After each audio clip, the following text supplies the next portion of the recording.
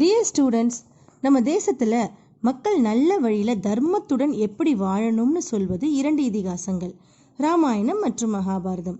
அதில் 7th standard Hindi supplementary ரீடரில் நம்ம பார்க்க போகிறது பால் மகாபாரத கதை.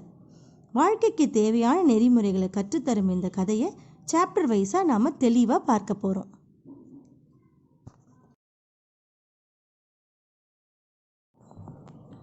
மகாபாரதம் என்னும் காவியத்தை கதையாக மகரிஷி பிராஷர் அவர்களின் மகனான வேதவியாசர் அவருடைய புதல்வரான சுக்தேவ் மற்றும் சீடர்களுக்கு ஒரு காப்பியமாக சொல்கிறார். அவருடைய சீடர்களில் முதன்மை சீடரான வைஷன்பாயன் வியாசர் என்பவர் சப்த ரிஷிகள் மற்றும் முனிவர்களை அழைத்து ஒரு சபையினை ஏற்படுத்தி அவரது குரு கூறிய காவியத்தை கதையாக சொல்லத் தொடங்குகிறார். அந்த கதை என்னவென்றால், அஸ்தினாபுரத்தை ஆளும் அரசனான சாந்தனு மகாராஜாவின் மறைவுக்கு பின்னால் அவரது மூத்த புதல்வரான சித்தாங்கன் அரியணையில் அமர்கிறார். அவருடைய அகால மரணத்துக்கு பின் அவருடைய சகோதரன் விசித்திர வீரியன் அரசனாக ஆகிறார். அவருக்கு 2 புதல்வர்கள், திருதராஷ்டிரன் மற்றும் பாண்டு. மூத்த புதல்வரான திருதராஷ்டிரர் பிறவிலேயே பார்வையற்றவராக இருக்கிறார். இந்த காரணத்தினால் 2வது மகனான பாண்டு அரசனாக நெடுங்காலம் சிறப்பாக ஆட்சி செய்கிறார். அவருக்கு 2 மனைவிகள், குந்தி மற்றும் மாத்திரை என்பது அவர்களுடைய பெயர்கள். பாண்டு மகாராஜா செய்த பாவத்திற்கு பிராயச்சித்தமாக துறவு வாழ்க்கையை மேற்கொள்ள அரியணையை விட்டு கொடுத்து காட்டுக்கு செல்கிறார். வனவாசத்தில் பாண்டு மகாராஜாவுக்கு குந்தி மற்றும் மாத்திரை மூலமாக 5 புதல்வர்கள் வரப்பிரசாதமாக தேவர்களால் அளிக்கப்படுகிறார்கள். காட்டில் வசிக்கும் பாண்டு மகாராஜா அவருக்கு கிடைக்கப்பெற்ற சாபத்தினால் சிறிது காலத்துக்கு பின் இறந்து போகிறார். அதன் பின் அவருடைய புதல்வர்கள் 5 ரிஷி முனிவர்கள் மூலம் கல்வி அறிவினை பெறுகின்றனர். 16 வருடங்கள் கழித்து ரிஷி முனிவர்கள் 5 புதல்வர்களையும் அழைத்து சென்று பிதாமகர் பீஷ்மரிடம் ஒப்படைக்கின்றனர். பாண்டவர்கள் புத்திசாலியாகவும் வலிமை உள்ளவர்களாகவும் வளர்கின்றனர். அவர்கள் அப்படி வளர்வதைக் கண்டு அனைவரும் அவரிடம் அன்பு செலுத்துகின்றனர். இதை பார்த்த திருதராஷ்டிரன் மகன்களான கௌரவர்கள் அவர்கள் மீது வெறுப்பையும் பொறாமையும் கொண்டு அவர்களை கஷ்டப்படுத்துகின்றனர். இதனால் பாண்டவர்கள் மற்றும் கௌரவர்கள் இடையே பகை உண்டாகுகின்றன. பொறாமையின் காரணமாக இருவருக்கும் உள்ள பகையானது பீஷ்மருக்கு கவலை அளிக்கின்றது. இதனால் பீஷ்மர் இருவரையும் சமாதானப்படுத்தும் நோக்கில் குரு ராஜ்யத்தை 2ஆக பிரிக்கும் முடிவுக்கு வருகிறார். அஸ்தினாபுரத்தை கௌரவர்களுக்கும் மற்றொரு இடத்தை பாண்டவர்களுக்கும் தனியாக பிரித்து ராஜ்யத்தை அமைக்கும்படி கேட்டுக்கொள்கிறார். இதனால் இரு தரப்பிலும் சிறிது காலம் சண்டை இல்லாமல் நகர்ந்தன. முந்தைய காலங்களில் ராஜ்யத்துக்கிடையே சூது விளையாடுவது பொதுவான நிகழ்வாக கருதப்படும். இந்த வழக்கத்தை பின்பற்றி கௌரவர்கள் மற்றும் பாண்டவர்கள் இடையே சூது விளையாட்டு தொடங்குகிறது. இதில் கௌரவர்கள் சார்பாக கபடம் நிறைந்த சகுனி சூது விளையாடுகிறார். இந்த விளையாட்டில் சகுனி பாண்டவர்களின் மூத்தவரான யுதிஷ்டரை தோல்வியடைய செய்கிறார். அதன் காரணமாக பாண்டவர்களின் ராஜ்யங்கள் பறிபோகின்றன மற்றும் பாண்டவர்கள் 13 வருடங்கள் வனவாசம் மேற்கொள்ளப்படுகிறார்கள். இதில் என்ன கட்டாயம் என்றால் 12 வருடம் வனவாசமும் 1 வருடம் தலைமறைவு வாழ்க்கையும், அதாவது அஞ்ஞானவாசமும் செய்ய வேண்டும். அதன் பின்னரே அவர்களுடைய ராஜ்யங்கள் அவர்களுக்கு ஒப்படைக்கப்படும் என்பதாக கூறப்படுகிறது. 13 வருடங்கள் சென்று திரும்பும் திரௌபதி மற்றும் பாண்டவர்களின் ராஜ்யத்தை மீண்டும் கொடுப்பதற்கு கௌரவர்களின் மூத்தவரான பேராசை கொண்ட துரியோதனன் தயாராக இல்லை. இதனால் ராஜ்யத்தை பெற பாண்டவர்கள் போரிட வேண்டியது அவசியமாக இருந்தது. யுத்தத்தில் கௌரவர்கள் அனைவரும் சாகடிக்கப்பட்டு பாண்டவர்கள் பரந்த ராஜ்யத்தை அரசனாக முடிசூட்டி கொண்டார்கள். அதன் பிறகு 36 ஆண்டுகள் பாண்டவர்கள் ராஜ்யத்தை மிக சிறப்பாக ஆளுகின்றனர். பிறகு அவர்களின் பேர குழந்தையான பரிஷித் என்பவருக்கு ராஜ்யத்தை ஒப்படைத்துவிட்டு தவ வாழ்க்கையை மேற்கொள்ள திரௌபதியுடன் இமயமலைக்கு செல்கின்றனர். இதுவே மகாபாரத கதையின் சுருக்கமாகும். இனி விரிவாக நாம் பார்க்கலாம்.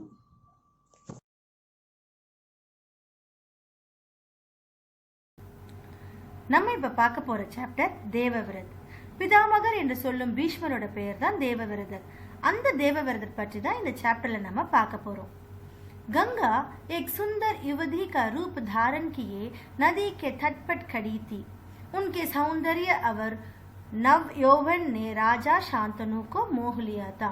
गंगा नदी என்ன பண்றாங்கன்னா சுந்தர் யுவதி அப்படின்னா ஒரு அழகான பெண்ணாக மாறி தட்பட் கங்கை நதியோட கரையோரத்துல நின்றுட்டு இருக்காங்க. அவங்களுடைய சௌந்தரிய ஒரு நவயோவன், சௌந்தரிய அப்படின்னா ரொம்ப அழகான, நவயோவன்னா ஒரு வசீகரமான அழகை கண்டு ராஜா சாந்தனு அவர்கள் ஈர்க்கப்படுகிறார். गंगा बोली, राजनु आपकी पत्नी होना मुझे स्वीकार है, पर इससे पहले आपको मेरी शर्तें माननी होगी, क्या आप मानेंगे?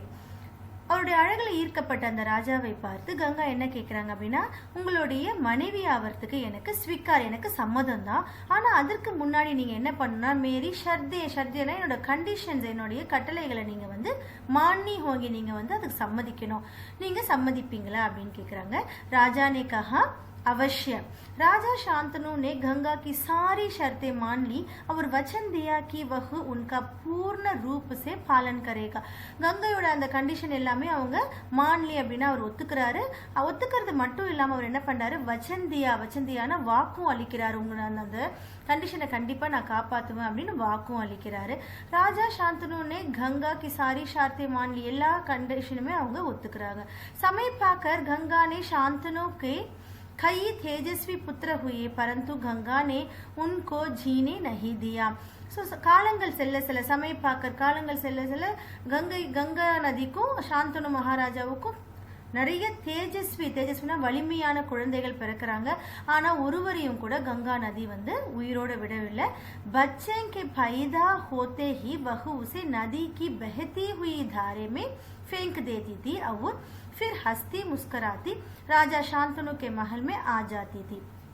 ஸோ குழந்தைகள் பிறந்த உடனே அவங்க என்ன பண்றாங்கன்னு பார்த்தீங்கன்னா, பெஹத்தி ஹுயி தாரா, பெஹத்தி வரும்னா ஆர்ப்பெடுத்து வரும் அந்த வெள்ளம் இருக்கு இல்லையா, நிறைய ததும்பி வரும். அந்த வெள்ளத்துல வந்து என்ன பண்றாங்க, ஃபேங்க் தேத்தினா அந்த குழந்தைகளை எரிந்து விடுறாங்க, உள்ள வந்து தூக்கி எரிஞ்சிடுறாங்க. அதுவும் இல்லாம ஃபிர் ஹஸ்தி முஸ்கராத்தி அப்படின்னா ஒரு ஸ்மைலோட, ஒரு புன்சிரிப்போட அவங்க வந்து அந்த மாளிகைக்கு திரும்ப. अज्ञात सुंदरी के इस व्यवहार से राजा शांतनु चकित रह जाते, उनके आश्चर्य और शोम का परावार ना रहता. शांतनु वचन दे चुके थे, इस कारण मन महसूस कर रह जाते थे. अज्ञात सुंदरी அப்படின்னா வந்து அறியாத இந்த செயல், அதாவது புரியாத புலப்படாத இந்த செயல், கங்கை நதியோட இந்த செயல் வந்து ராஜா சாந்தனுக்கு வந்து சக்கித் அப்படின்னா வந்து ரொம்ப மனசு வந்து கஷ்டமாக இருந்தது. உன்கே ஆச்சரிய அவர் ஷோம் கா பராவார், ஸோ அவர் வாக்களித்ததுனால அவரால் அந்த கட்டளையை மீற முடியாத ஒரு நிலைமையில் இருந்தார். ஆச்சரியமாகவும் இருந்தது. சாந்தனு வச்சன் தே சுக்கே தே, இஸ் காரன் மன் மசோஸ்கர் அப்படின்னா ஒரு கன்ஃபியூஷன், குழப்பமடைந்த நிலைமையில் அவர் இருக்காரு. ஏன் அவங்க இப்படி பண்றாங்க அப்படின்னு ஒரு குழப்பமடைந்த நிலைமையில அவர் இருக்கிறாரு. 7 बच्चों को गंगा ने इसी मानते नदी की धारा में बहा दिया. 8वां बच्चा पैदा हुआ, गंगा उसे भी लेकर नदी की तरफ जाने लगी तो शांतनु से ना रहा गया. बोले, माँ होकर अपने नादान बच्चों को अकारण ही क्यों मार दिया करते हो? यह घृणित व्यवहार तुम्हें शोभा नहीं देता है. ஸோ 7 பச்சம் 7 குழந்தைகளை இதே மாதிரி மாத்தே அப்படின்னா இதே மாதிரி அவங்க நதியில வந்து தூக்கி எறிந்து விடுகிறார்கள். 8வா பச்சா, 8வது குழந்தை வந்து பிறக்கிறது. கங்கா உசே से लेकर नदी की तरफ जाने लगी. அதே மாதிரி அவங்க என்ன பண்ணாங்க, அந்த 8வது குழந்தையை எடுத்துட்டு கங்கை நதிக்கு அவங்க போறாங்க. சாந்தனு இதை பார்த்துட்டு அவரால் சும்மா இருக்க முடியல, அவரால் அது பொறுக்க முடியாம அவர் என்ன சொல்றாரு, மா ஹோக்கர் அப்படி நாதான் பச்சோம். நாதான்னா வந்து இன்னசென்ட் குழந்தைகள், ஒன்றும் அறியாத பச்சிலம் குழந்தைகளை வந்து ஆகாரன் அப்படின்னா வந்துட்டு காரணமே இல்லாம, ஒரு ரீசனே இல்லாம வந்து இந்த மாதிரி நீ செய்யறது ஒரு அம்மாக்கு வந்து அழகா இல்ல. துனித் விவகார் தும்கோ ஷோபா நஹி தேது. துனித் அப்படின்னா ஒரு இந்த மாதிரி ஒரு செயல் வந்து ஒரு ஷோபா நஹி தேத்தா, உனக்கு அழகு தரல அப்படின்னு சொல்றாரு.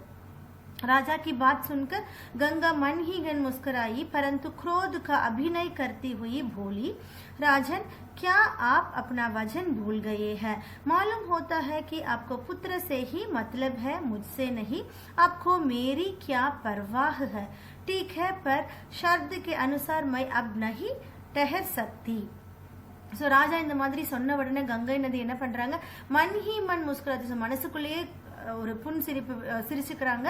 பரந்து குரோத், ஆனா ஒரு கோபம் வந்த ஒரு பாவனையோட அவங்க என்ன சொல்றாங்க அப்படின்னா வந்து கியா ஆப் அப்னா வச்சன், உங்களுடைய வாக்களித்ததை நீங்க வந்து மறந்துட்டீங்களா?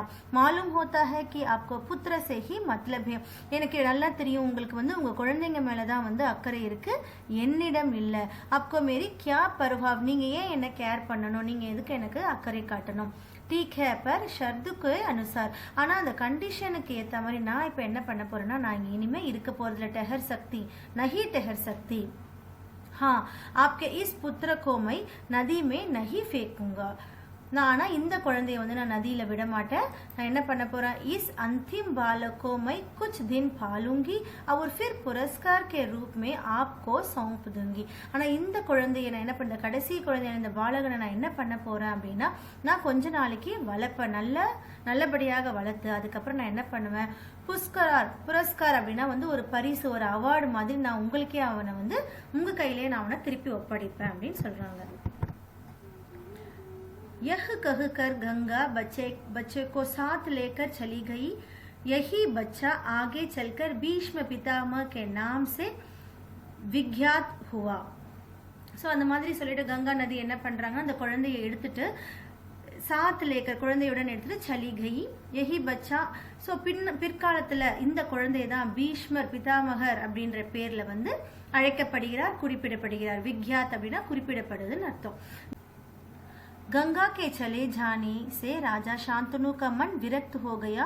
उन्होंने भोग विलास से जी हटा लिया और राजकाज में मन लगाने लगे। கங்கை அந்த பெண்ணான அந்த கங்கை நதி அவரை விட்டுட்டு போனோன்னா ராஜா சாந்தனு வந்து ரொம்ப விரக்தி அடைய, ரொம்ப வந்து மனசு கஷ்டமா இருக்கிறாரு। உன்ஹோனே போக் விலாஸ் சேஜி, போக் விலாஸ் அப்படின்னா ராஜபோக வாழ்க்கை, அந்த ஆடம்பர வாழ்க்கையை விட்டுட்டு அவர் என்ன பண்றாரு அப்படின்னா வெறும் அரசாளுவதில் மட்டும் கவனம் செலுத்துகிறார்। एक दिन राजा शिकार खेलते खेलते गंगा के तट पर चले गए तो देखा किनारे पर खड़ा एक सुंदर और कटीला युवक गंगा की बहती हुई धारा पर भान चला रहता था। भानों के बौछार से गंगा की प्रचंड धारा एकदम रुकी हुई थी। यह दृश्य देखकर शांतनु दंग रह गए। ஒரு நாள் ராஜா வேட்டையாடி கங்கை நதியோட கரையோரத்துல போய் நிக்கிறாரு।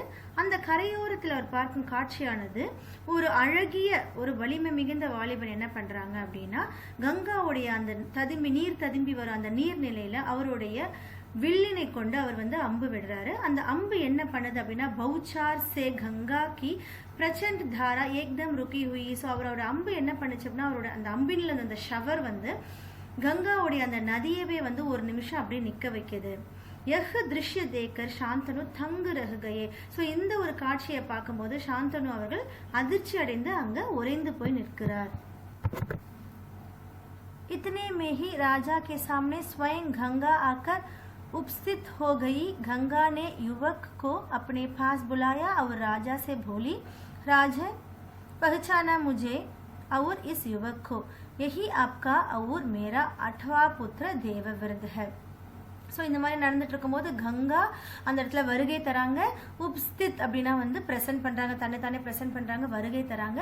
கங்கானே யுவக்கோ अपने पास बुलाया, கங்கா என்ன பண்றாங்க, அந்த வாலிபன் அவங்க பக்கத்துல கூப்பிட்டு, ராஜன் பஹச்சானா முஜே அவர் இஸ் யுவக்கோ, எங்களை உங்களுக்கு தெரியுதா, எங்களை உங்களுக்கு யாருன்னு தெரிந்து கொள்ள முடியுதா அப்படின்னு கேட்குறாங்க। யஹி ஆப்கா அவர் மேரா 8வாं புத்திர தேவவிரது, உங்களுடையும் என்னுடைய நம்முடைய 8வது குழந்தை தேவவிரதன் இவன் தான் அப்படின்னு சொல்லி அவங்க அறிமுகப்படுத்துறாங்க। महर्षि वशिष्ठ ने इसे शिक्षा दी है। शास्त्र ज्ञान में शुक्राचार्य और रण कौशल में परशुराम ही इसका मुकाबला कर सकते हैं। यह जितना कुशल योद्धा है उतना ही चतुर राजनीतिज्ञ भी है। आपका पुत्र मैं आपको सौंप रही हूँ, अब ले जाइए इसे अपने साथ। தேவவிரதனை அறிமுகப்படுத்தி மகரிஷி வசிஷ்டர் தான் இவருக்கு வந்து கல்வி அறிவு தந்தார். சிக்ஷா அப்படின்னா கல்வி அறிவு. சாஸ்திர ஞான்மே சுக்ராச்சாரியர், சாஸ்திர ஞானம் வந்து சுக்ராச்சாரியர் அவர்களும். ரன் கௌஷல் அப்படின்னா வந்து போர்க்கலைகளை பரசுராமனும் இவருக்கு தந்திருக்காங்க. இவருக்கு இந்த மாதிரி தந்து முகாபலாவனை யாருக்கும் இணை இல்லாத வண்ணம் அவங்க ஆக்கியிருக்காங்க அப்படின்னு சொல்றாங்க. எஹ ஜித்னா குஷல் யோதா, இவர் எப்படி வந்து போர்க்கலையில சிறந்தவரா இருக்கிறானோ அதே மாதிரி தான் சதுர் ராஜநிதி, அதே மாதிரி தான் அவங்க அரசியல் ஞானமும் பெற்றவரா இருக்காரு. ஆப்கா புத்திரமை ஆப்கோ சௌம்ப் ரஹி ஹூ, சௌம்ப் அப்படின்னா உங்களுடைய புதல்வனை நான் உங்ககிட்டயே ஒப்படைக்கிறேன் அப்படின்னு அவங்க சொல்றாங்க. அப் லே ஜாயியே இசை அப்னே சாத், இப்ப நீங்க அவனை உங்களோட அழைத்து செல்லுங்கள் அப்படின்னு சொல்றாங்க. கங்கானே தேவவிரத் கா மாதா சும்மா அவர் ஆசீர்வாத் தேக்க ராஜா கே சாத் உசே விதா கர் தியா.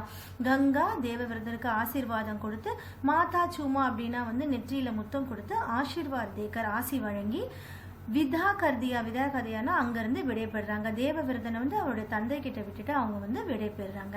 இதுதான் இந்த சாப்டர் 1. இன்னும் வரப்போற சாப்டர்ல என்ன நடக்குதுன்னு நம்ம பார்க்கலாம். Thank you children.